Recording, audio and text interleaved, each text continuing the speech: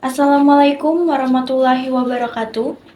Halo guys, balik lagi di YouTube channel Blog F bersama aku, Ella. Pada malam ini, aku akan kembali membawakan kisah horor yang dikirim teman online aku yang berjudul Mimpi Burukku. Untuk nama teman online aku, nama orang-orang yang turut ada di cerita, serta nama tempat, daerah, ataupun kotanya sudah aku samarkan untuk menjaga privasi dari teman aku ya guys. Sebelum masuk ke ceritanya, jangan lupa di like, komen, dan subscribe. Tanpa lama-lama, langsung aja kita masuk ke ceritanya.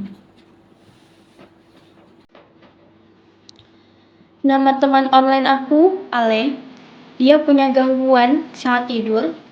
Dalam ilmu kedokteran, bisa kita sebut insomnia ya guys.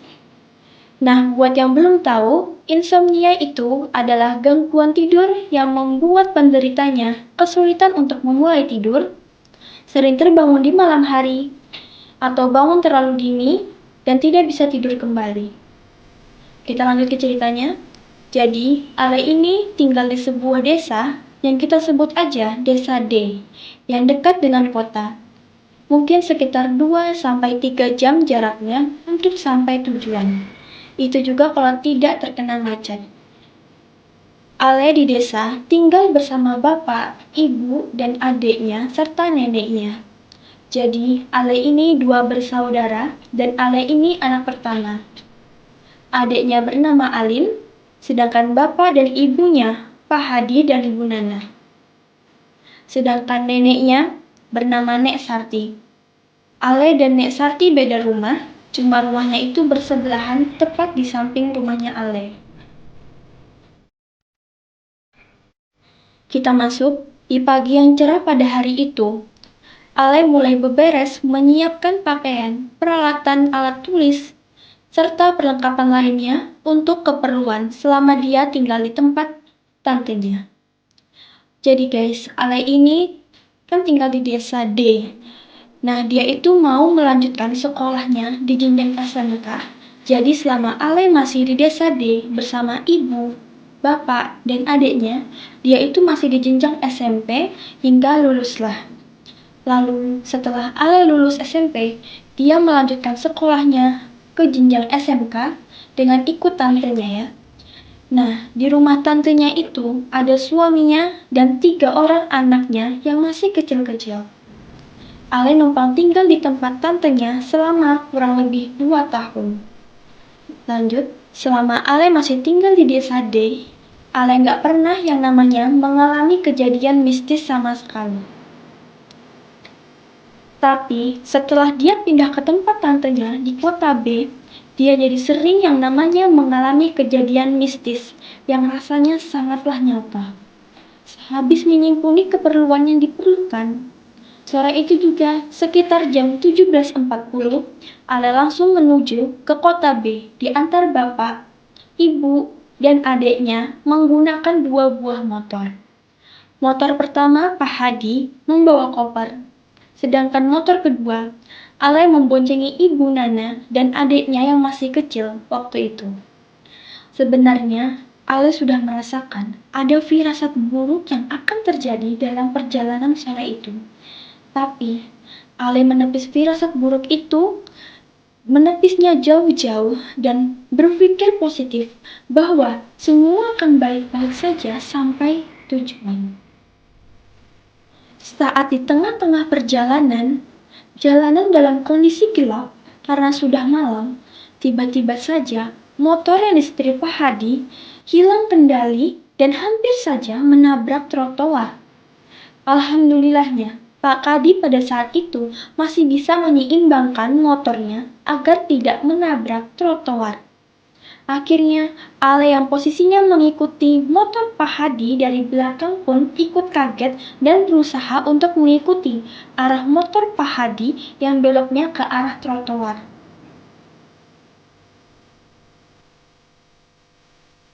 Ale yang saat itu akan menepikan motornya di pinggir trotoar dikejutkan dengan penampakan sosok hitam kecil yang mirip seperti manusia kurcaci. Tapi ini bukan seorang manusia kurcaci, tapi lebih tepatnya Sesosok hantu hitam berambut kriwil. Matanya hilang satu, serta lidahnya yang menjulur.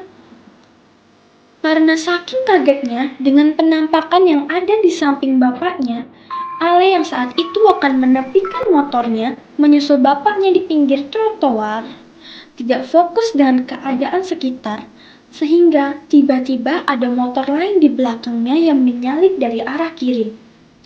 Ale yang saat itu akan menepikan motornya ke kiri jalanan, jadi kaget tanpa bisa menghindari tabrakan tersebut, dan akhirnya Ale beserta ibu dan adiknya terjatuh ke jalanan aspal. Untungnya, keadaan jalan pada saat itu tidak terlalu ramai. Bisa terbilang cukup sepi, dan alhamdulillahnya Ale beserta ibu dan adiknya tidak kenapa-napa. Hanya saja, tangan dan kaki Ale sebelah kiri lecet-lecet, sedangkan ibu Nana agak kesleo bagian kakinya. Dan untuk yang menyalip itu langsung kabur begitu saja, tanpa ada sepatah kata pun. Pak Kadi pun lari menghampiri istri dan anaknya. Orang-orang yang lewat pun ikut turut membantu. Pak Kadi dan orang-orang yang menolong menanyakan kondisi Ale beserta ibu dan adiknya. Alhamdulillah tidak terluka parah. Lalu bapak tanya. Lalu bapak tanya, kok bisa jatuh sih nak?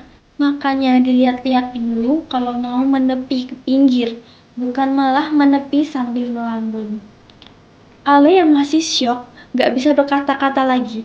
Ale lebih memilih menyimpan rasa takutnya itu tanpa menceritakan kepada siapapun. Ale hanya menjauh seperlunya saja saat ditanya Pak Hadi dan orang-orang yang menolongnya tadi.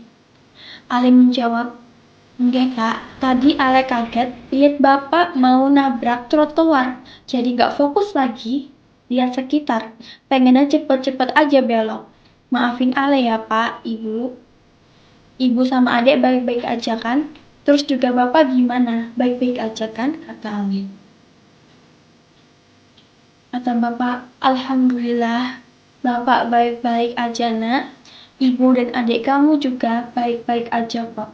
Udah gak usah dipikirkan lagi. Jadi ini tetap ke kota B enggak? Masih aman gak kamu buat nyetir nak? Kata ibu, ya udah lanjut aja toh pak. Udah sampai setengah jalan. Masa mau balik lagi? Kakak kuat aja kan? Soalnya kan besok sudah mau masuk pra-MPLS. Masa mau izin? Ale langsung menjawab, iya bu, Ale mah gas aja, semangat siswi baru nih.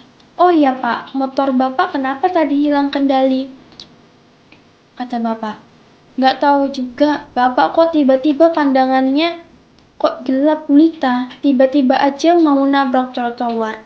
Tapi bapak aman aja kok, ya udah ayo lanjut jalan nanti kemalaman. Ale yakin ini pasti ada hubungannya dengan sosok kurcaci kriwil, makanya bapak jadi mau nabrak trotoar. Ini pasti juga ada hubungannya sama firasatku tadi di rumah. Astagfirullahaladzim, harusnya aku nggak berpikiran seperti itu. Ini semua hanya kebetulan dan takdir dari Allah Subhanahu wa Ta'ala. Pak Kadi, Ale, beserta Bu Nana dan adiknya melanjutkan perjalanan menuju kota B. Akhirnya mereka sampai ke kota B dengan selamat.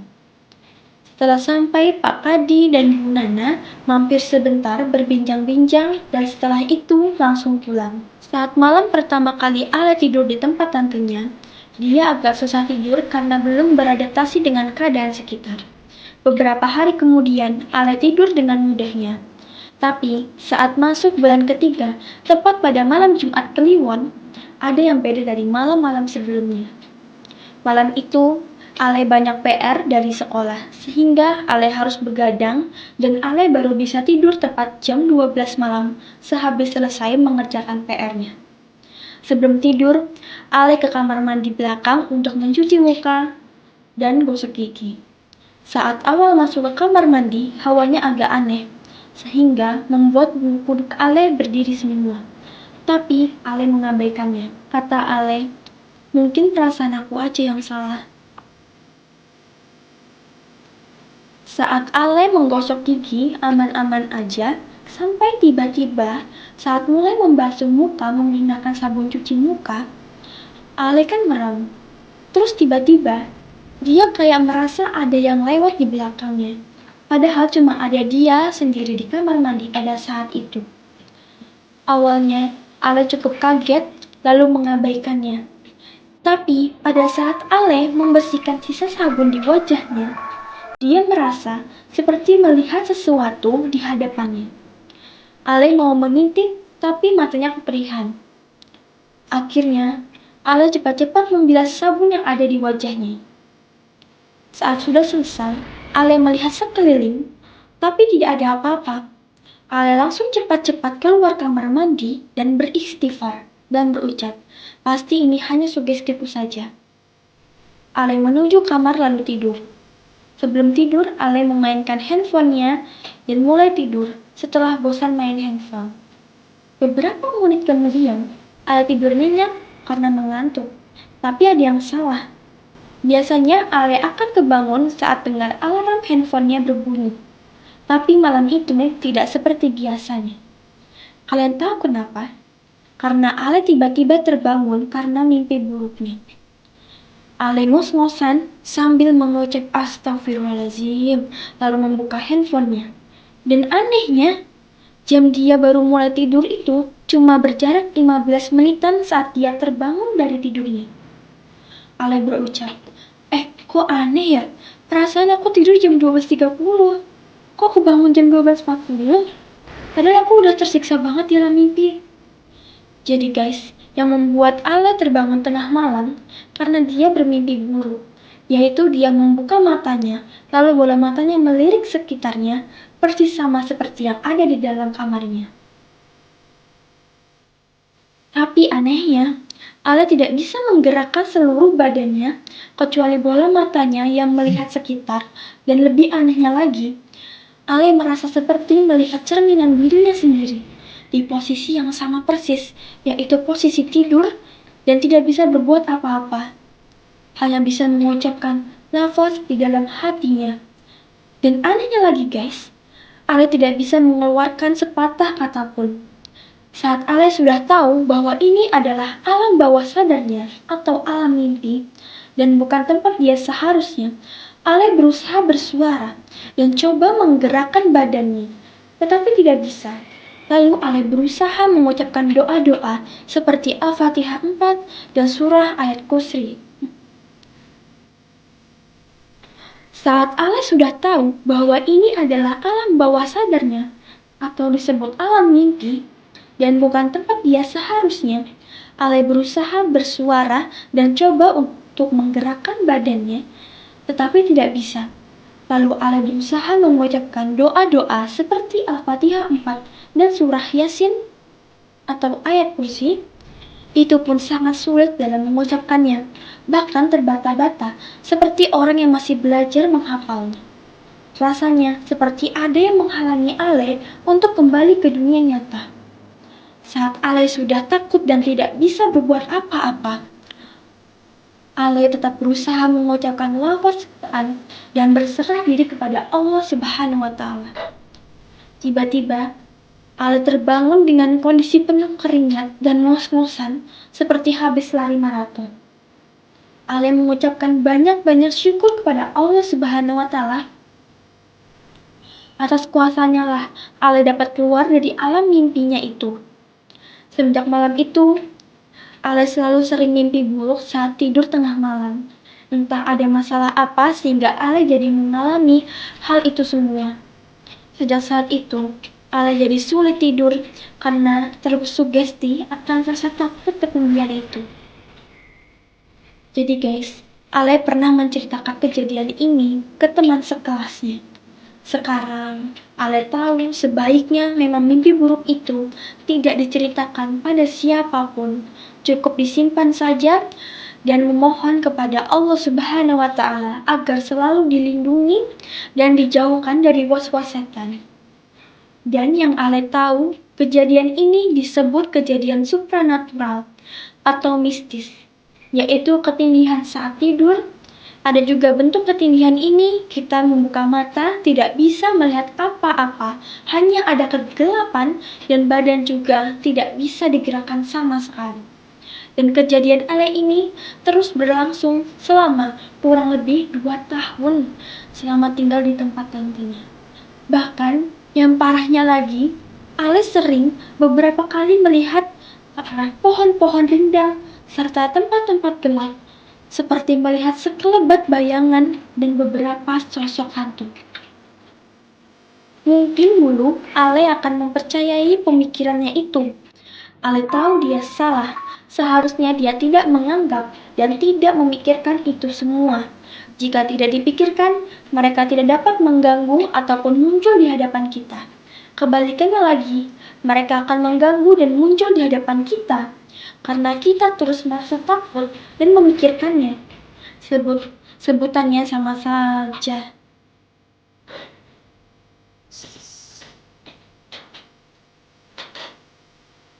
Mungkin dulu Ale akan mempercayai pemikirannya itu. Ale tahu dia salah. Seharusnya dia tidak menganggap dan tidak memikirkan itu semua. Jika tidak dipikirkan, mereka tidak dapat mengganggu ataupun muncul di hadapannya Ale. Kebalikannya lagi, mereka akan mengganggu dan muncul di hadapan kita karena kita terus merasa takut dan memikirkannya. Sebutannya sama saja seperti kita menerima kehadiran mereka dalam hidup kita. Alhamdulillahnya, setelah Ale memutuskan pindah ke tempat kakak sepupunya di daerah H, Ale mulai belajar banyak hal, termasuk tentang beragama. Ale mulai berubah, yang tadinya sholat ada yang bolong. Semenjak ikut kakak sepupunya, dia belajar untuk sholat tepat waktu dan 5 waktu.